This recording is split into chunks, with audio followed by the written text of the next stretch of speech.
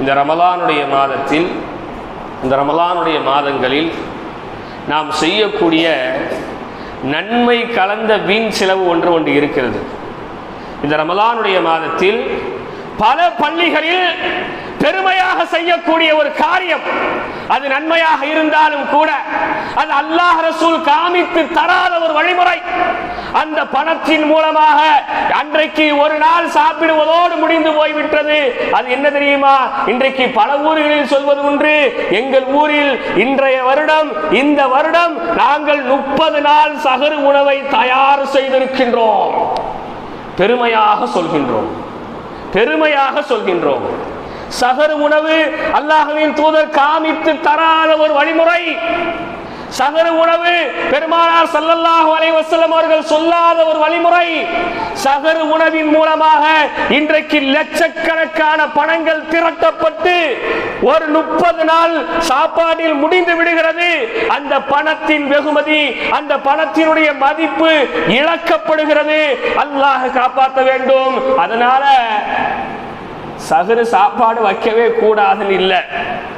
சஹர் சாப்பாடு நம்மளாக ஏற்படுத்தி கொண்ட ஒரு பழக்கம்தான். சஹரை தாண்டி பெருமானார் ஸல்லல்லாஹு அலைஹி வஸல்லம் எவ்வளவோ சொன்னாங்க. சகோதரர்களே, கொஞ்சம் யோசித்து பாருங்கள். நமது ஊரை சுற்றி இருக்கக்கூடிய ஊர்களில் 30 நாள் சஹர் உணவுங்க. எவ்வளவு தெரியுமா பணம் கலெக்ட் ஆகுது? 7 லட்சம், 8 லட்சம் ரூபாய்கள், 9 லட்சம் ரூபாய்கள் 30 நாள் சஹர் உணவுக்கு. வெறுமனே சாப்பிட்டு கழித்து விடுகின்றோம்.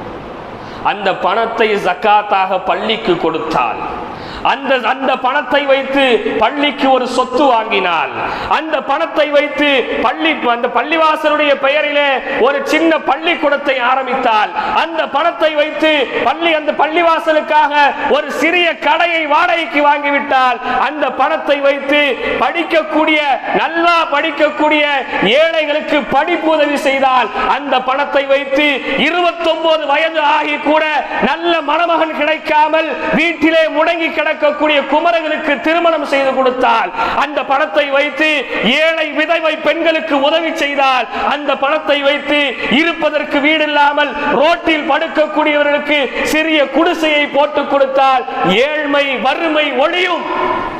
தின்று கழிக்கின்றோம், அதில் பெருமை வேற பேசுகின்றோம்.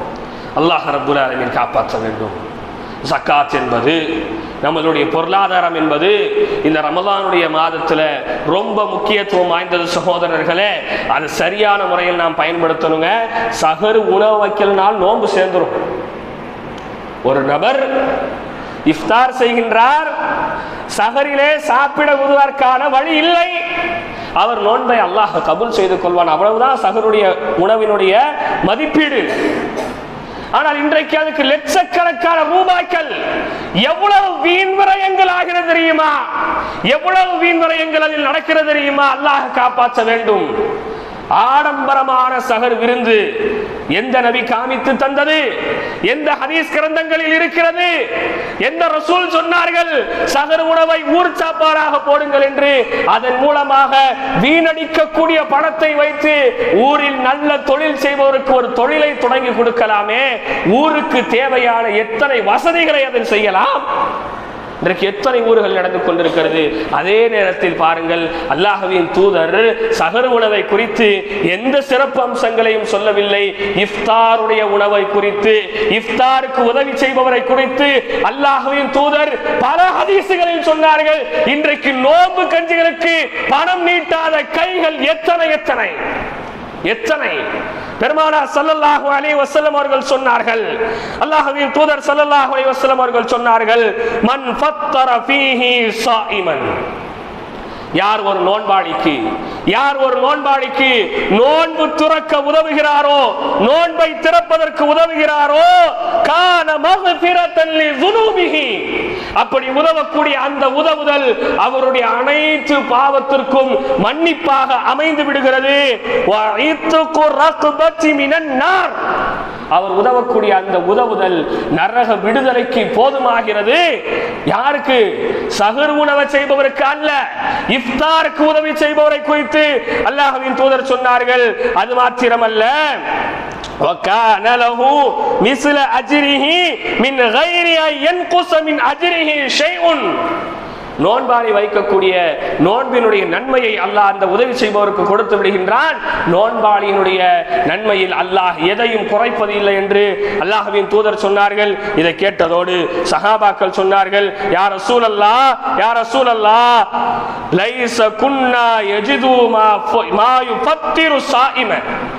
நாங்க எல்லாரும் நோன்பாளிகளுக்கு கொடுக்கிற அளவுக்கு வசதி இல்லையே நாயகமே, நாங்களே ஏழ்மையில் இருக்கிறோம், நாங்களே வறுமையில் இருக்கிறோம். அப்படி இருக்கும்போது நாங்கள் எப்படி கொடுக்க முடியும்? அல்லாஹ்வின் தூதரே பெருமானார் ஸல்லல்லாஹு அலைஹி வஸல்லம் அவர்கள் சொன்னார்கள், அருமை தோழர்களே, யுஅத்திஹுல்லாஹு ஸவாப மன் ஃபத்தர ஸாயிமன் அலா தம்ரின் அவ் ஷர்பத்தி மாஇன் அவ் மத்கத்தி லபனின். கொடுக்கணும்னா நீங்க ரொம்ப பெருசா கொடுக்கணும் கூட இல்லை, ஒரு பேரிச்சம்பழம், ஒரு மிடர் தண்ணி, ஒரு மிடர் பாலை கொடுத்தாலும் கூட இஃப்தாருக்கு உதவி செய்பவருக்கு அல்லாஹ்வின் தூதர் சொன்ன நன்மை என்ன? சஹருக்கு இன்றைக்கு தடபுடலாக பெருமைக்காக இன்றைக்கு பல ஊர்களில் இப்படி ஒரு புதிய வழிமுறை இன்றைக்கு தொடங்கிவிட்டதே. இது அல்லாஹ் ரசூல் காமித்து தராத வழிமுறை. அதனால அதை செய்யறது ஒன்றும் பாவமான காரியம்லாம் இல்லை. முதல்ல அதையும் நம்ம விளங்கணும். சொன்னதோட சஹர் உணவு பாவம் நினைச்சிடாதீங்க, அது நன்மைதான். நாம் ஏற்படுத்தி கொண்டாலும் கூட அது ஒரு புறம் நன்மைதான். ஆனால் அல்லாஹ்வின் தூதர் எதை உயர்ந்த நன்மையாக சொன்னார்களோ இன்றைக்கு அதை கைவிட்டுட்டோமே. இன்னைக்கு எத்தனை பள்ளிகள்ல ஒழுங்கான இஃப்தார்கள் இல்லாமல் இன்றைக்கு நோன்பு திறக்கப்படுகிறது தெரியுமா?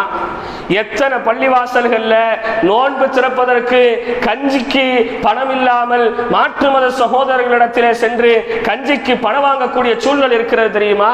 எத்தனை பள்ளிகள்ல தங்கள் மஹல்லாவுக்கு மட்டும்தான் கஞ்சி காய்ச்ச முடிகிறது, அந்த அளவிற்கு தான் எங்களுடைய பொருளாதாரம் நெருக்கடியில் இருக்கிறது என்று சொல்லி இன்றைக்கு எத்தனை பள்ளிகள் இருக்கிறது தெரியுமா? எத்தனை பள்ளியினுடைய நிர்வாகிகள் இன்றைக்கு பள்ளியினுடைய லெட்டர் பேடையும் பள்ளியினுடைய ரிசிப்டையும் கொண்டு எத்தனை ஊர்களில் சென்று வசூல் விற்கின்றார்கள் தெரியுமா? இஃப்தாருக்கு உதவி செய்வது அல்லாஹ்வின் தூதர் சொன்ன வழிமுறை. இஃப்தாருக்கு உதவி செய்வது அல்லாஹ்வின் தூதர் நன்மையை கொட்டி தரும் என்று சொன்னார்களே, அதை இன்றைக்கு நாம் கைவிட்டு விட்டோம். அதை நீ கைவிட்டோம்.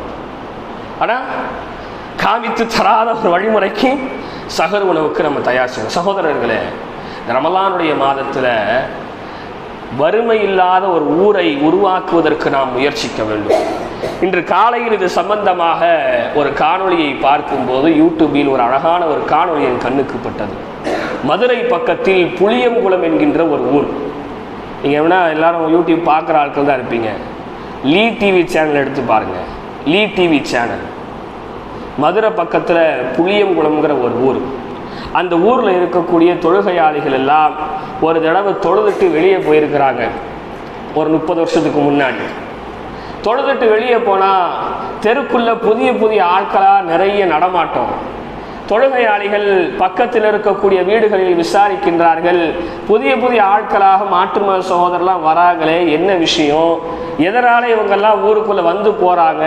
அந்த ஊர் மக்கள் சொன்னாங்க, எங்களுக்கு 1000 2000 கூட நாங்கள் டெய்லி சீட்டு வாங்குற மாதிரி தான் இருக்கிறோம், எங்களுக்கு தினம் சீட்டு தர்றதுக்காக இவங்க வராங்க, கொடுத்த பணத்தை வசூலிக்கிறதுக்காக இவங்க வராங்க.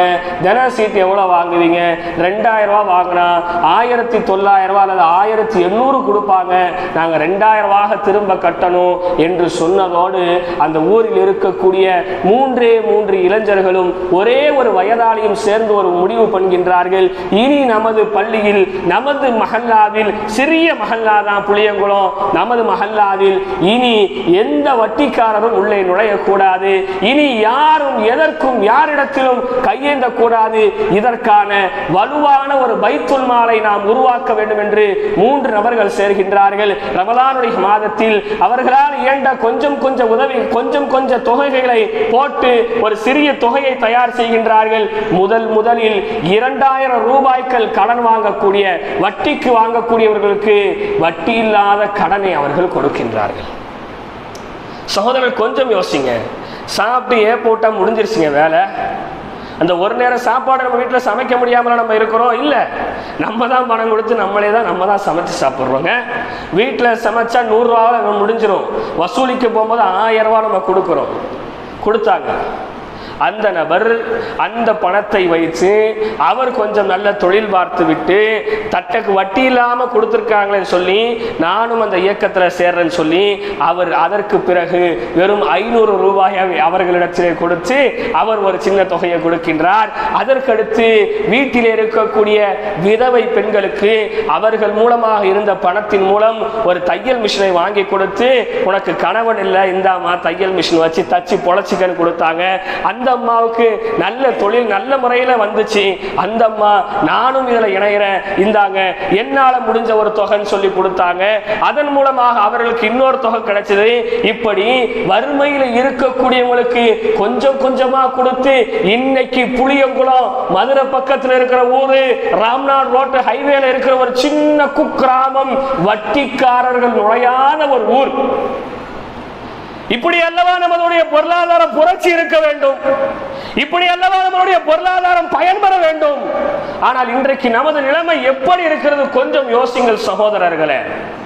சகர் உணவுக்காக இறுதி 10 நாளுக்காக எத்தனை பைசாக்கள் நம்ம கலெக்ட் பண்றோம், எவ்வளவு பைசா கலெக்ட் பண்றோம். ஒரு ப்ராப்பராக ஒரு லிஸ்ட் எடுத்து நம்ம ஊரில் எவ்வளோ பேர் இருக்கிறாங்க, எவ்வளோ பேர் கடன் வாங்குறவங்க இருக்கிறாங்க, எத்தனை ஏழை கும்பர்கள் இருக்கு, எத்தனை பேர் விதவையாக இருக்கிறாங்க, அவங்களுக்கு நம்ம என்ன உதவி கொஞ்சம் யோசிச்சிருக்கிறோமா. நம்ம ஒரு வாய் சாப்பாடோட நம்மளுடைய வேலை முடிஞ்சிருச்சு, அவ்வளோதான். அதுக்கப்புறம் வருஷம் ஊரால நம்ம செய்யக்கூடிய உதவி மக்கள்கிட்ட போய் சேரணும். அதனால இந்த ரமலானுடைய மாதத்துல சகர் சாப்பாடுக்கும் நீங்க உதவி பண்ணுங்க, சகர் சாப்பாடும் போடுங்க. இந்த வருஷம் முடிவு பண்ணியாச்சு, எல்லாம் தயார் பண்ணிட்டீங்க. ஆனா அதே நேரத்துல இஃப்தாருக்கும் உதவி பண்ணுங்க. இஃப்தார் அல்லாஹ் ரசூல் சொன்னது, நீங்க கொடுத்துட்டீங்கன்னு சொன்னா உங்களுடைய முழு பாவங்களும் மன்னிக்கப்பட்டன்னு சொன்னாங்க. அதனால இஃப்தாருக்கு நீ கஞ்சி போடுறதுக்கு ஆள் கிடையாது சகோதரர்களே. நம்ம மஹல்லாவில் நீங்க பாருங்க, கொஞ்சம் யோசிச்சு பாருங்க. நம்ம மஹல்லாவில் நேற்று முடிவு பண்ணி முந்தா நேற்று முடிவு பண்ணி நேற்று சகர் போட்டாச்சு, திரும்ப நேற்று சாயந்தரமே முடிவு பண்ணி இன்னைக்கு சகருக்கும் ரெடி ஆயிருச்சு. எவ்வளவு குயிக்கா இருக்கும். நம்மளால முடியும், நம்ம செய்யணும்னு நினைச்சிட்டா இந்த சொரண்ட முஹையத்தீன் ஷாஃபி ஆண்டவர் ஜும்மா பள்ளி வாசல்ல செய்யக்கூடிய உதவியை மாதிரி வேற எந்த மஹல்லாலையும் செய்ய முடியாது. அது 100% உண்மை. அப்படிதானே? சென்னை நம்ம தூத்துக்குடி திருநெல்வேலி மழைக்கு நிவாரணம் திரட்டினதுல சொரண்டை தான் முதன்மையான இடம். அவ்வளோ பெரிய தொகையை கொடுத்துச்சு சொரண்டை. நம்மளால நினைச்சா நம்ம கொஞ்சம் கொஞ்சமா ஒரு தொகையை போடுங்க. அடுத்த ஆண்டு இந்த சகரு உணவுங்கிற ஒரு பழக்கத்தையே கொண்டு வராதீங்க சகோதரர்களே. அந்த பணத்தை வைத்து எப்படி நமது ஊரில் இருக்கக்கூடிய வறுமையை ஒழிக்கலாம்னு சொல்லி இளைஞர்கள் முயற்சி பண்ணுங்க. ப்ராப்பரா ஒரு ட்ரஸ்ட் ஆரம்பிச்சு அதற்கு கீழே ப்ராப்பரான ஒரு ஆளை வச்சு சரியான முறையில கொண்டு போனோம்னு சொன்னா எத்தனை பெண்கள் இன்றைக்கு நோன்பு வைத்துக் கொண்டும் கூட வீட்டில் வெக்கை தாங்க முடியாமல் வெயிலில் உட்கார்ந்து பீடி மடக்கி கொண்டிருக்கின்றார்களே, அந்த பீடி தொழிலை மாத்தி வேற ஒரு நல்ல தொழிலை கொடுக்கிறதுக்கு இன்னைக்கு நம்மளோட இளைஞர்களால முடியுமா? முடியுமா சகோதரர்கள்? மனது வைத்தால் நிச்சயமாக முடியும். ஊர் முன்னேறதுக்கு தான் நம்மளுடைய பொருளாதாரம் இருக்கணும். அதுதான் இந்த ரமலானுடைய மாதத்தில் நம்ம உருவாக்கணும். இன்னும் சொல்ல போனா ரமலானுடைய மாதத்தில் நோன்பு கொஞ்சம் காய்ச்சறதுடைய மொத்த செலவு எவ்வளவு தெரியுமா? தமிழ்நாடு முழுக்க 30 நாள்ல ஏறத்தாழ 160 கோடி ரூபாய் செலவாகுது. 1 ரூபா 2 ரூபா இல்ல, ஒரு நேரம் நோன்பு கஞ்சிக்கு ஒட்டுமொத்த தமிழ்நாடு முழுக்க செலவாகக்கூடிய பணம் எவ்வளவு? 160 கோடி. 160 கோடி இருந்தா எத்தனை மெடிக்கல் காலேஜ் கட்டலாம் தெரியுமா? எத்தனை ஹாஸ்பிட்டல் கட்டலாம் தெரியுமா? எத்தனை இன்ஜினியரிங் காலேஜ் கட்டலாம் தெரியுமா? எத்தனை ஸ்கூல் கட்டலாம் தெரியுமா?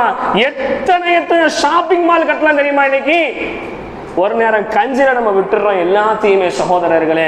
எனவே இந்த ரமலானுடைய மாதத்தில் இஃப்தார் செய்பவர்களுக்கும் உதவி செய்யுங்கள், சஹர் செய்பவர்களுக்கும் உதவி செய்யுங்கள். அதே நேரத்தில் பள்ளியினுடைய வளர்ச்சிக்கு என்ன செய்யலாம், ஊர் இப்படியே இருக்க ஊருடைய வளர்ச்சிக்கு என்ன செய்யலாம், ஊர் மேம்பட என்ன செய்யறது என்றும் நாம் கொஞ்சம் யோசிப்பதற்கு கடமைப்பட்டிருக்கின்றோம். அல்லாஹ் ரப்புல் ஆலமீன் இந்த ரமலானுடைய மாதத்தில் பாவங்களை விட்டும் தவிர்த்து வாழ்வதற்கு